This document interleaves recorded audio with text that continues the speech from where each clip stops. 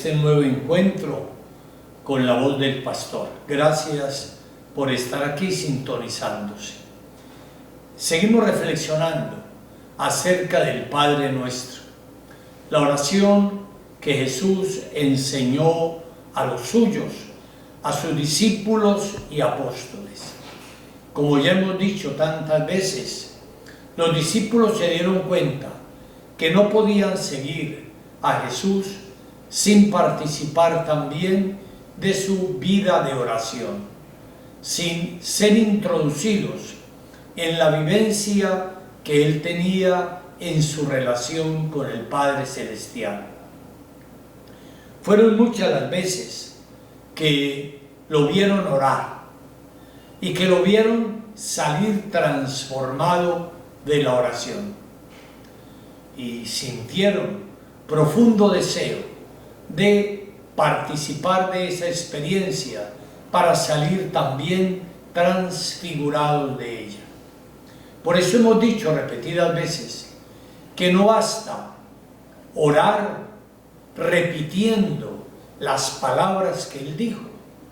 Hay que decir esas palabras con los mismos sentimientos que él tuvo, con la misma actitud que Jesús tuvo, es decir, participando de su misma vivencia.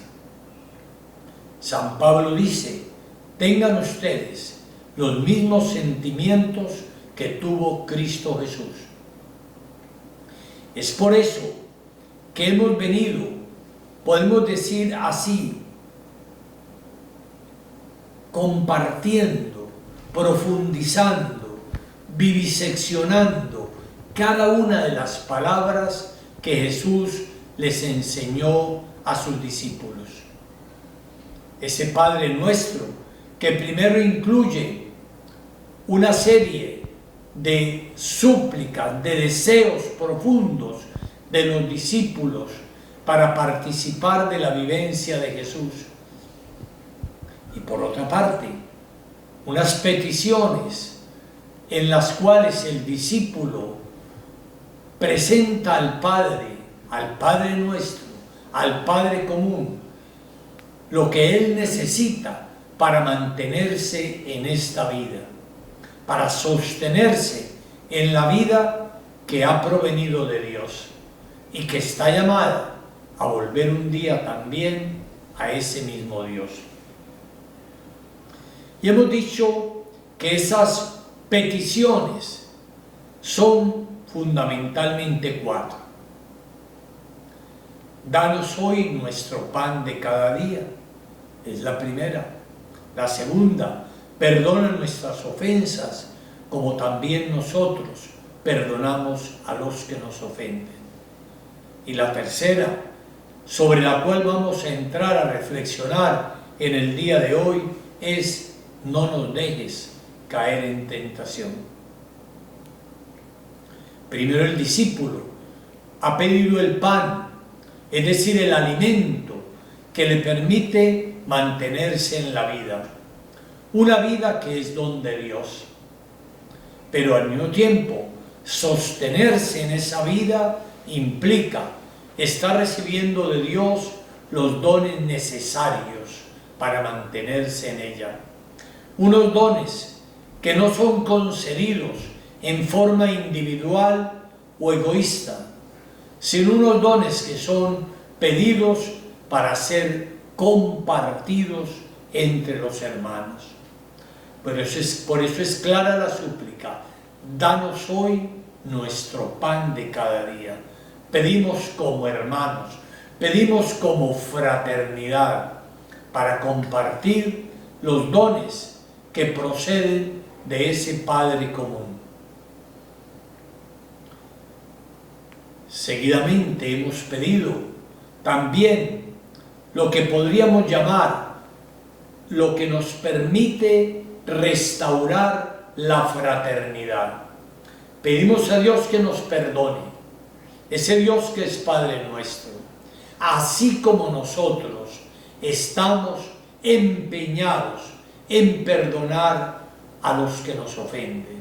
Sí, restaurar las heridas cometidas contra la fraternidad o recibidas en medio de la fraternidad.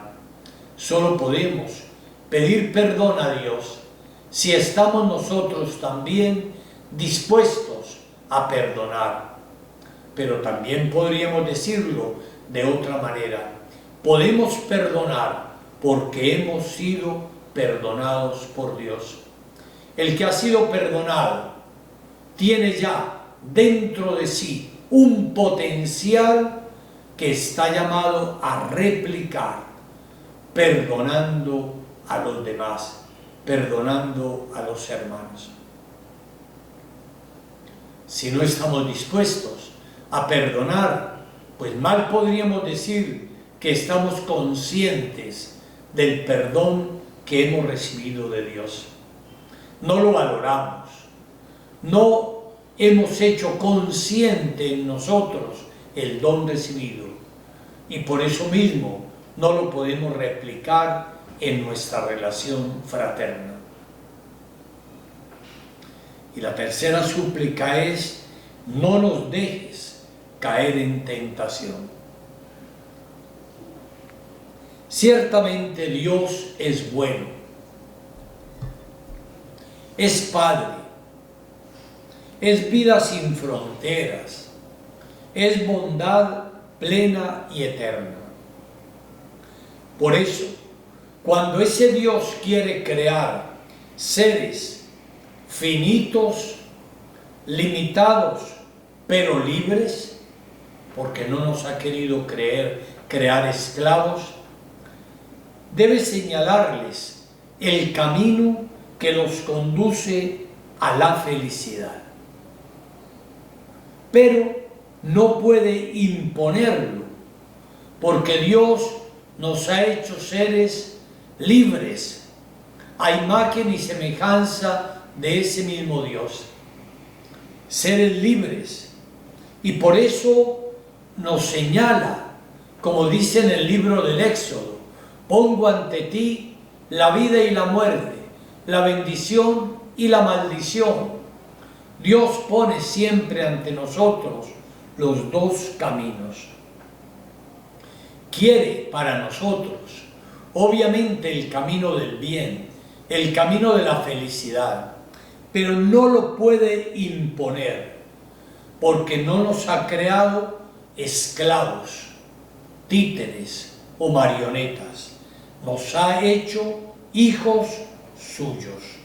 Y como hijos debemos poder escoger la forma y el orden de la propia vida, haciéndonos personas maduras a medida que recorremos este hermoso camino de la vida, camino que también tiene inevitables riesgos. En este aspecto, nuestra vida en el mundo es una prueba. Dios nos llama a responder libremente a su proyecto y ha sembrado en nuestra vida la semilla de un deseo que nos hace tender hacia Él. Como lo decía San Agustín: nos hiciste, Señor, para ti, e inquieto está nuestro corazón hasta que descanse en ti. Ha sembrado un deseo allá en lo profundo de nuestra vida. Hemos sido hechos por Dios y para Dios, por amor y para el amor. Y por eso todo nuestro ser tiende hacia allá, tiende hacia Dios, hacia la hondura y el misterio de Dios nuestro Padre. No quiere imponernos su voluntad, no quiere deslumbrarnos con su brillo hasta el punto de dejarnos ciegos, de ninguna manera. Por eso se nos revela, y revelar al mismo tiempo es conservar un cierto velo a su propio misterio. por eso mismo nos muestra algo, pero ese algo también permanece oculto también en el misterio de la vida. Ya vamos a profundizar esta idea que puede ser un poco compleja. Si Dios nos revelara toda su luz en un instante, nos dejaría ciegos por completo. Se dice que si una persona se pone a mirar el sol de frente, el sol esplendoroso, ello le puede llegar a causar graves problemas en su vista. Bueno, pues con Dios mucho más. Dios no se nos impone de una manera tal que nos quite la libertad, que nos quite nuestras facultades. No, Dios se nos manifiesta, pero persiste un cierto velo al misterio de Dios precisamente para posibilitarnos el ejercicio de la libertad, de que podamos optar por Él de verdad y no simplemente tener que hacerlo a la fuerza. Por eso las tentaciones son aspectos y momentos de la prueba de la vida. Son dificultades que los hombres debemos superar para encontrarnos y realizarnos como hombres libres. ¿De dónde viene la tentación? El hecho de la tentación. Por una parte hay que decir que la tentación brota del desorden de los apetitos que puede haber en nuestra vida. Como seres mortales, carnales, visibles, muchas veces hay en nosotros un apetito por lo material, por conseguir ya lo material que desordena toda nuestra vida. Es lo que se llama la concupiscencia. La concupiscencia es el desorden en los apetitos materiales, porque muchas veces, precisamente por ser seres corporales, hechos de materia, muchas veces las cosas materiales tienden a seducirnos de tal manera que muchas veces nos arrastran tras de sí. Y por eso, superar esa concupiscencia, es decir, desorden en los apetitos, implica el discernimiento. Una palabra muy querida para el Papa Francisco. Habla mucho de discernir. Discernir es saber escoger. Discernir es precisamente como se habla del cernidor que va permitiendo dejar aquí en la parte superior los granos gruesos, o como se hace también con el oro, y pasar solamente al otro lado lo que es más suave, más débil, más pequeño. Discernir. Discernir es saber escoger los medios adecuados para el fin. ¿Cuál es el fin que yo me he propuesto en la vida? ¿Cuál es el fin que yo tengo? Y bueno, a partir de esa visión, de esa opción de vida, tengo que discernir cuáles son los medios más adecuados, más propicios para alcanzar ese fin, para superar la prueba. Y precisamente el Señor, recordemos en el huerto de los olivos, cuando el Señor está en ese momento terrible en el cual tiene que discernir la voluntad de Dios sobre su vida, y ha llegado a decir: Padre, si es posible, pase de mí este cáliz, pero no se haga mi voluntad sino la tuya. Y en ese discernimiento, para superar la tentación. La tentación en ese momento es no tener que pasar por la cruz. Así de sencillo. Y por eso pide que no tenga que pasar por la cruz. Pero obviamente que le pide al Padre, si es posible. Si es posible para alcanzar la salvación de los hombres, no pasar por la cruz, pase de mí, pero no se haga mi voluntad. Y en ese combate, porque la palabra de Dios habla de toda una lucha, de todo un combate, está acompañado de algunos de sus discípulos, a los que ha invitado a entrar, a ser testigos de ese combate.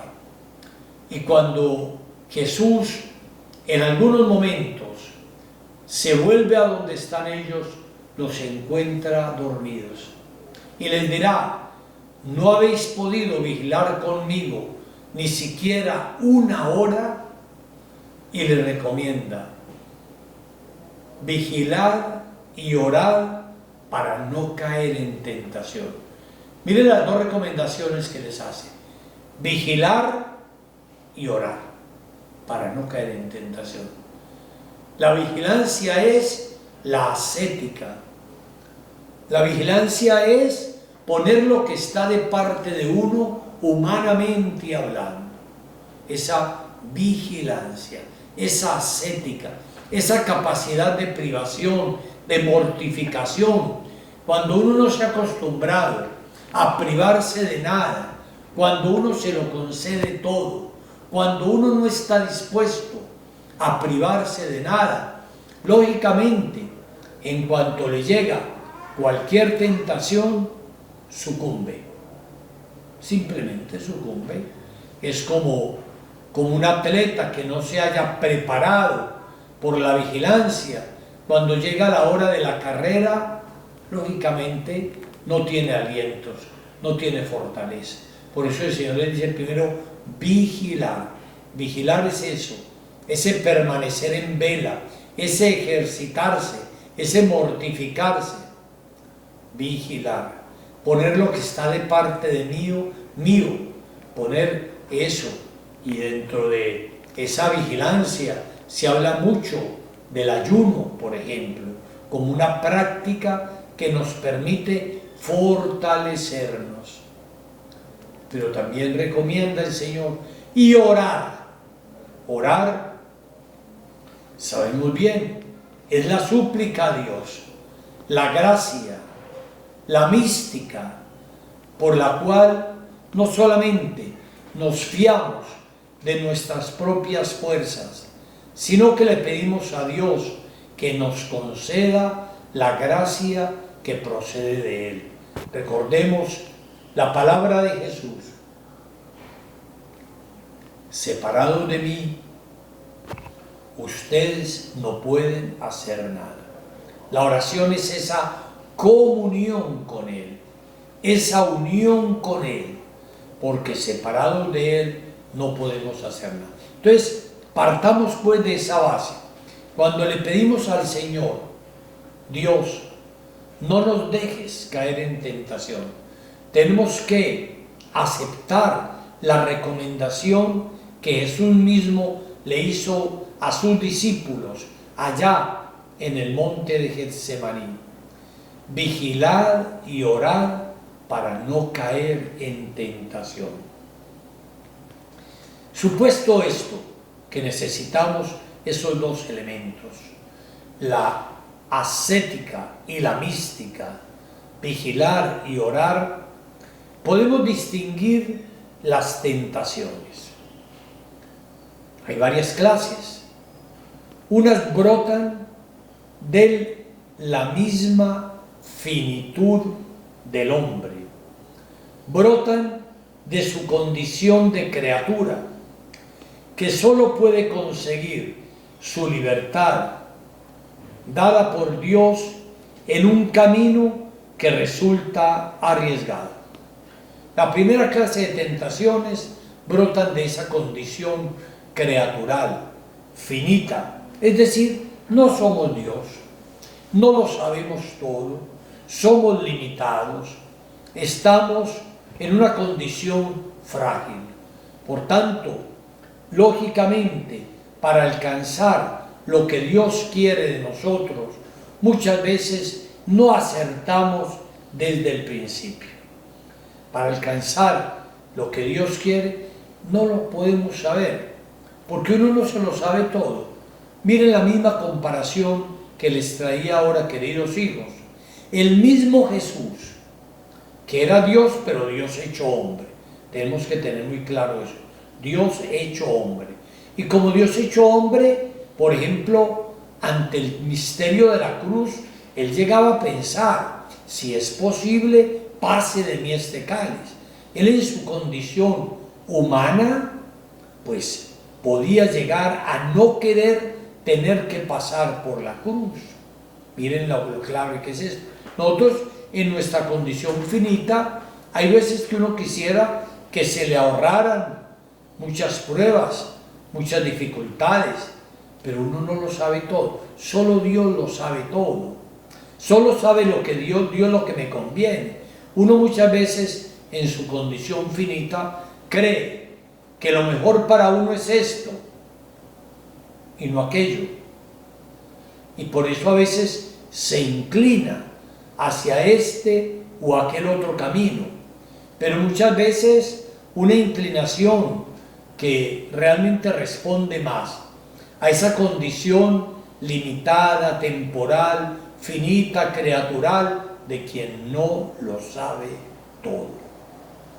Entonces, las primeras tentaciones, pues, brotan de esa condición de criatura que implica arriesgar tantas veces en el camino, que implica arriesgarnos, que implica discernir, como lo decía hace algún momento, para poder llegar a conseguir y alcanzar lo que de verdad Dios quiere.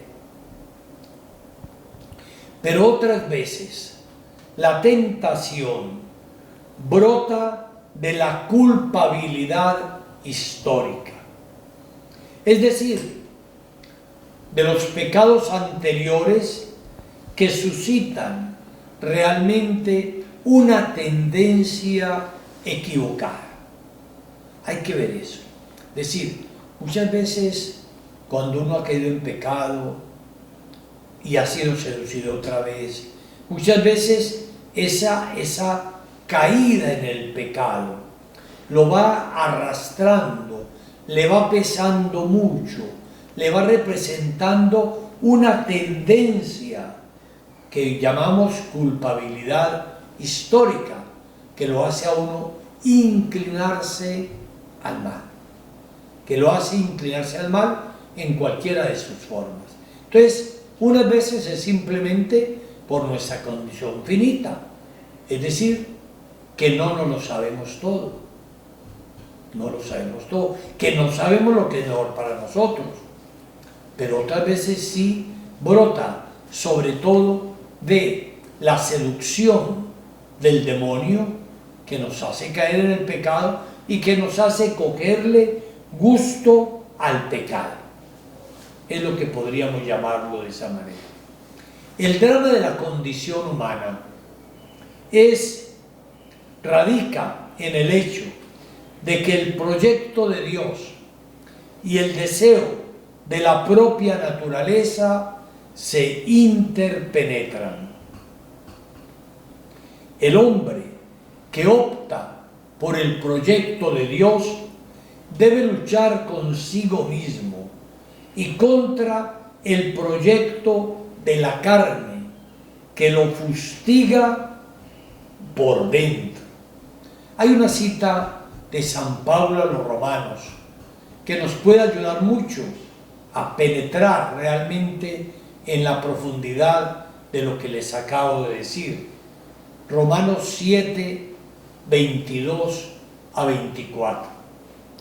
Dice así el apóstol, miren y verán: en lo íntimo cierto que me gusta la ley de Dios, pero en mi cuerpo percibo criterios diferentes que guerrean contra los criterios de mi razón y me hacen prisionero de esa ley del pecado que está en mi cuerpo. Desgraciado de mí, ¿quién me librará de este ser mío instrumento de muerte? Romanos 7, 22 a 24. Como dice el apóstol, uno siempre está en una lucha. En mi interior me gusta la ley de Dios. Y yo creo que no hay cosa que le dé mayor satisfacción a uno que precisamente cuando hace el bien.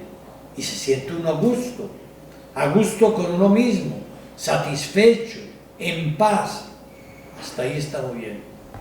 Pero también dentro de uno mismo está ese ser que está guerreando contra los criterios de mi razón y que nos hacen esclavos de la ley del pecado.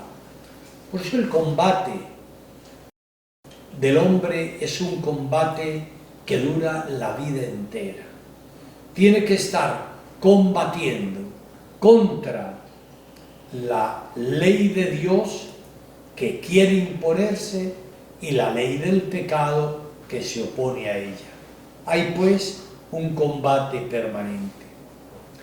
El ser humano está estructuralmente sujeto a la tentación y a las solicitaciones de la carne y del espíritu.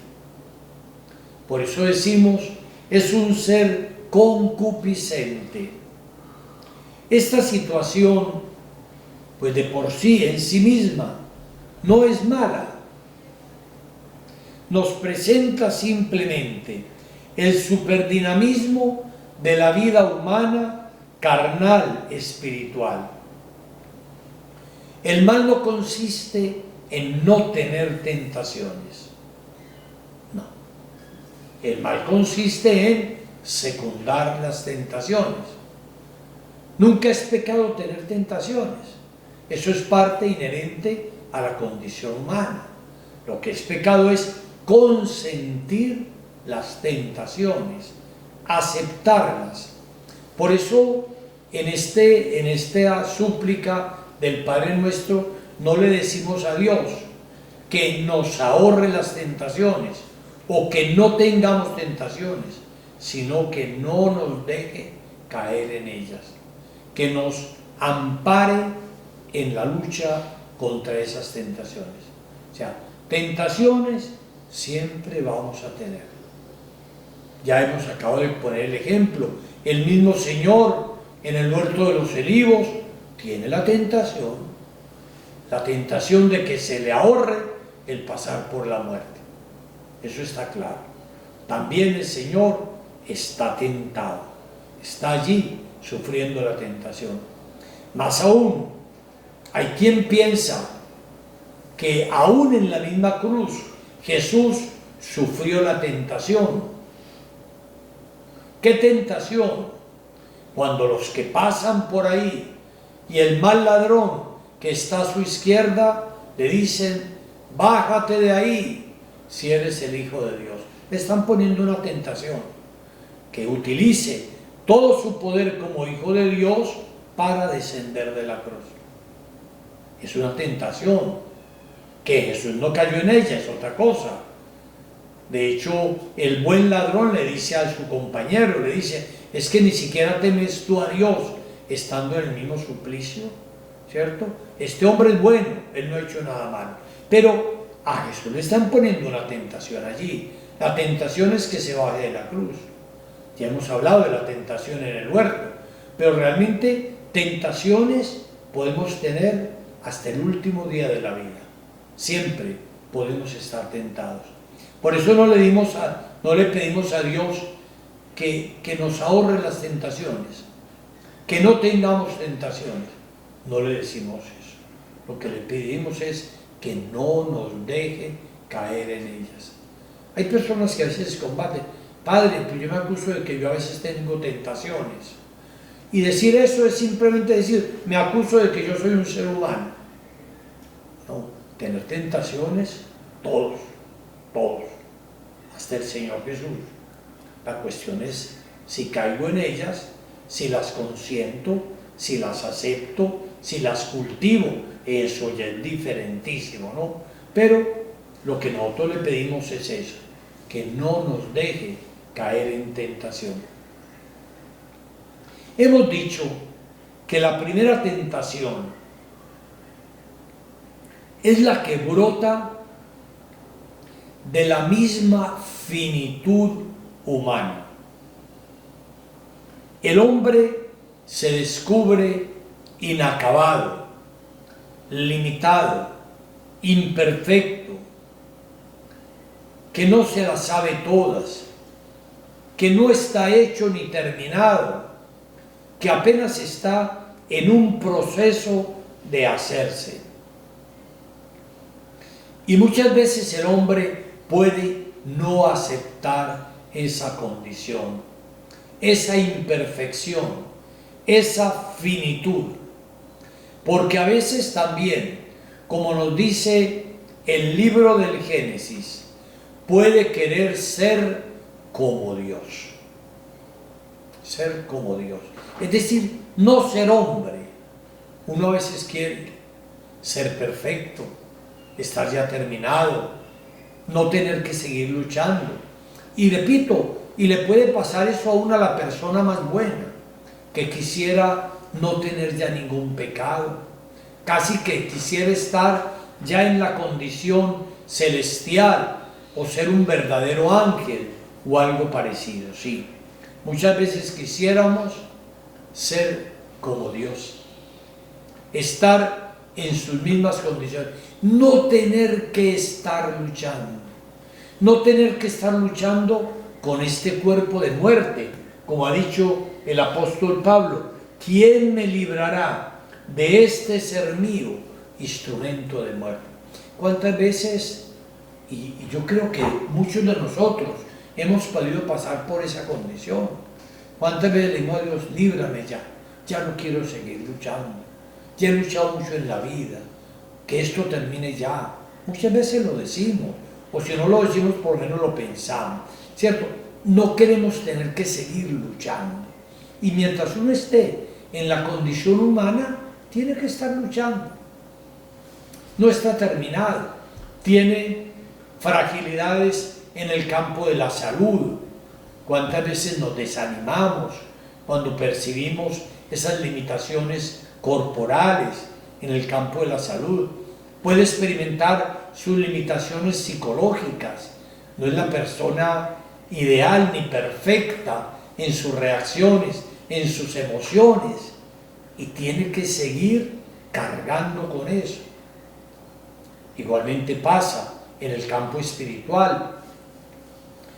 Uno muchas veces quisiera no tener ya que luchar contra el pecado en uno, quisiera estar ya perfecto. Es decir, en el fondo, quisiera ya ser como Dios, estar ya en condición. Esa es una de las tentaciones más fuertes, rechazar la propia condición humana. Y se lo digo, de pronto hablando de lo que yo sé y quizá de lo que también vivo muchas veces, es una tentación muy fuerte. No tener que seguir luchando con la propia condición humana, ser ya perfecto, estar terminado, no tener que combatir con mis defectos, no tener que cargar con mis enfermedades, no tener que estar sufriendo mis padecimientos, y uno ya estar terminado. Es decir, estar ya casi en una condición angelical o celestial. Estar ya en una condición. Es una tentación muy fuerte, muy fuerte. Y tener que uno tropezarse, y tener que uno mirarse uno mismo y dejar a Dios ser Dios y aceptarse uno en su humilde condición humana. es quizá de los elementos más importantes, precisamente en la vida espiritual. Dejar a Dios ser Dios y uno aceptarse humildemente en su condición humana. Es una tarea muy importante en el camino de nuestra vida espiritual. Repito, solo Dios es Dios. Solo los ángeles son ángeles. Nosotros somos seres humanos. Y tenemos que aceptar y pedirle a Dios y mantenernos atentos, vigilando y orando para no caer en tentación. Porque a veces o queremos sacudirnos de esta envoltura de nuestra condición humana, o fingimos también muchas veces ante los demás, como decir, estar por encima ya del bien y del mal, y no lo es así. Querer ser como Dios es querer lo imposible. Jamás podrá el hombre ser como Dios, pues automáticamente dejaría de ser criatura.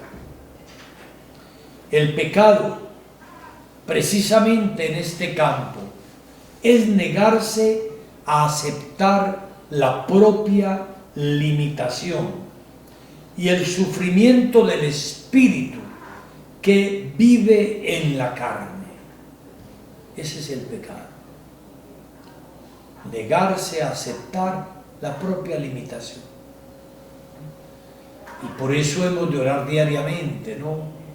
Pidiéndole a Dios que nos ayude a amarnos a nosotros mismos como Él nos creó y tener esa humildad. Recuerden ustedes, queridos hijos, que la palabra humildad viene de la palabra humus, y humus quiere decir tierra.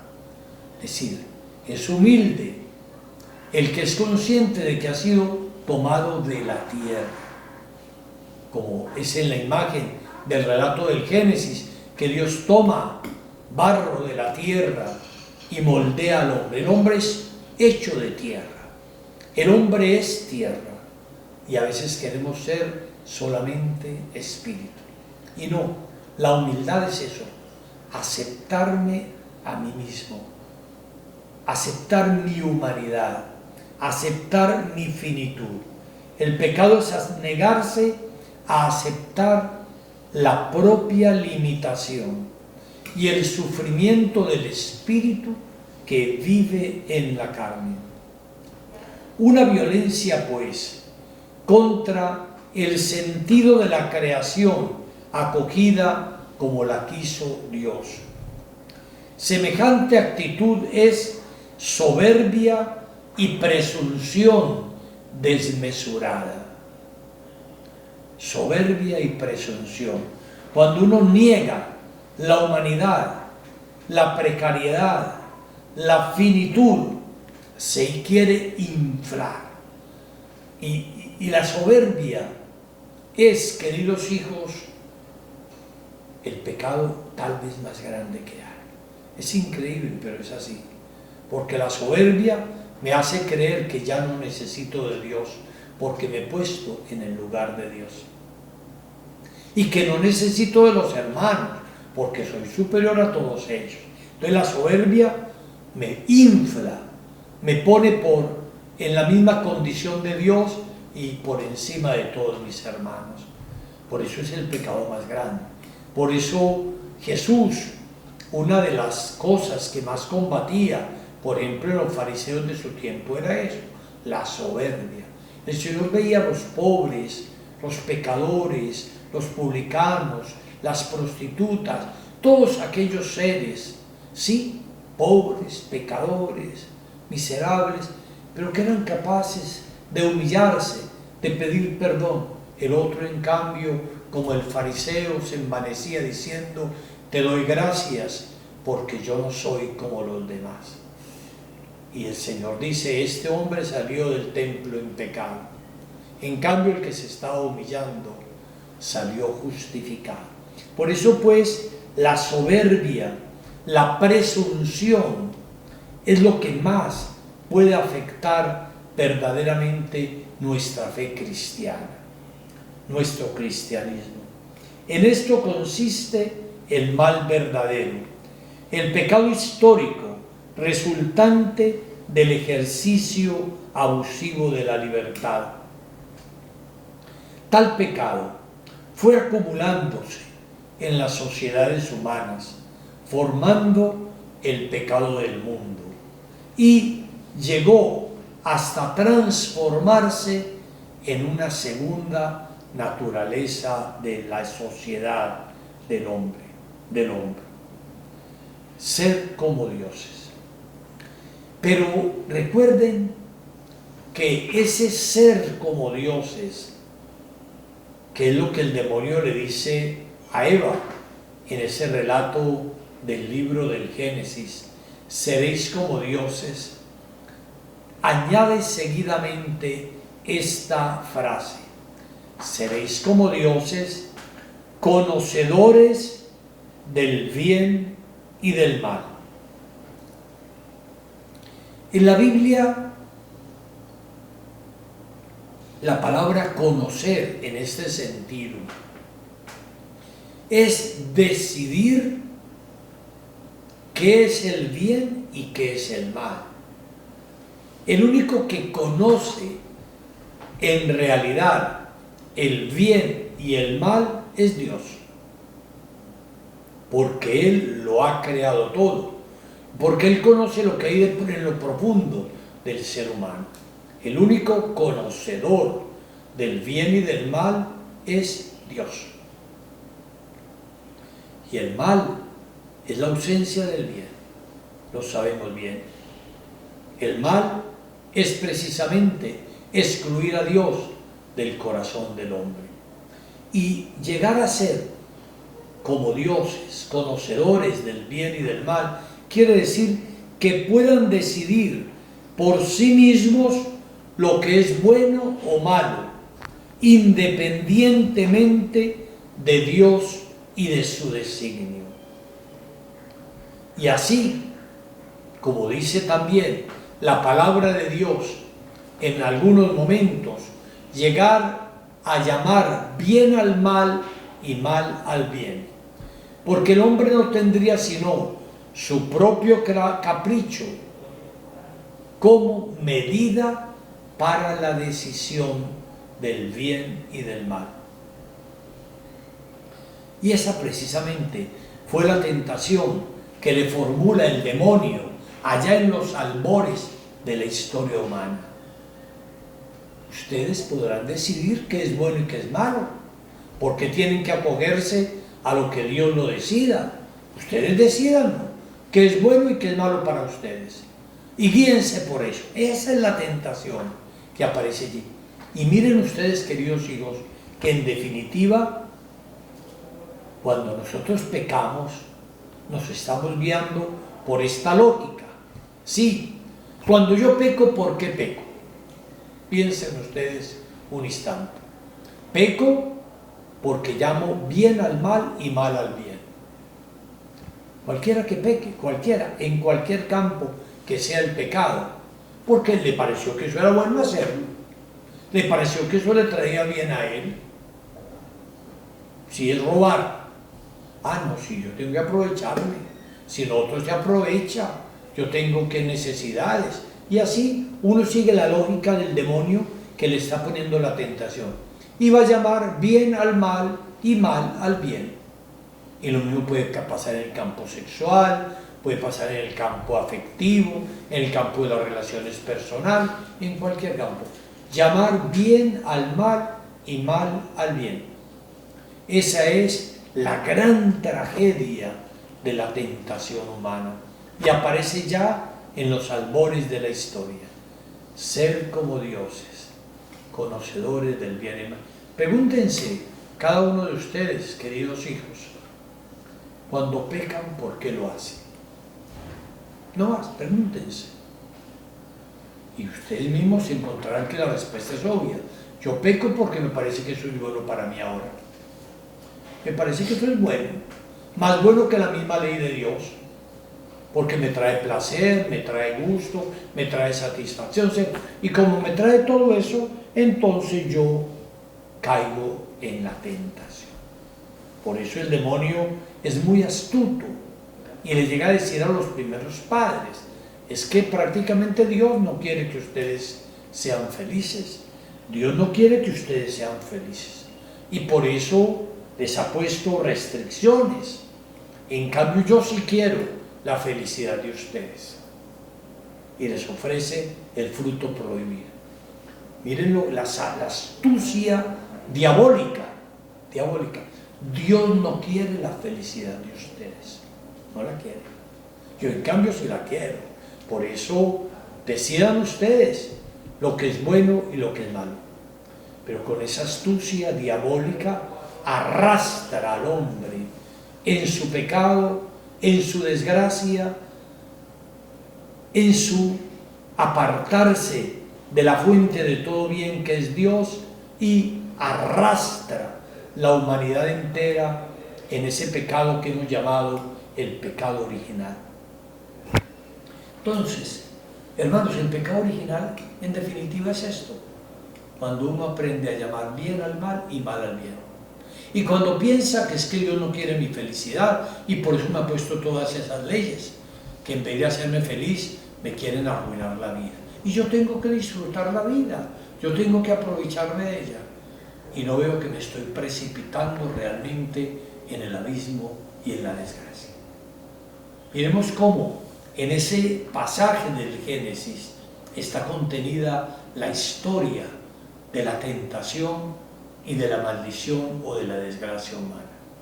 Ese querer ser como dioses, no ser criaturas, pero al mismo tiempo poder llegar a decidir el bien y el mal y a guiar la vida por eso, según solamente mi propio capricho y de acuerdo a lo que el demonio, el tentador me está